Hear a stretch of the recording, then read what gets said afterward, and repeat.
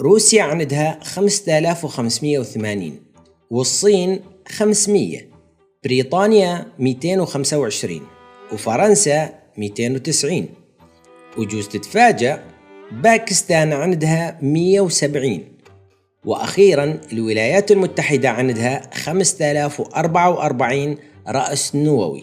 يتساءل أحد المتسائلين، دام العالم مليان أسلحة نووية ليش لحد الآن ما صارت ولا حرب نووية؟ يا زلمة، هذا المجنون الحاله عنده 50 رأس نووي ومن سنين يتملع ويهدد بأمريكا، ولحد الآن ما سوى شيء ولا راح يسوي شيء. لأن بكل بساطة إذا دولتين نوويات صارت بيناتهم حرب نووية فالدولتين راح يخسرن. بس تضرب دولة، هاي الدولة ما راح تقعد وتتفرج عليك، راح ترجع وترد لك الضربة. ومن المستحيل انك تعطل القدرة النووية لدولة، لانك راح تحتاج انك تقصف جميع المنصات البرية وجميع المنصات البحرية وجميع المنصات الجوية حتى تقدر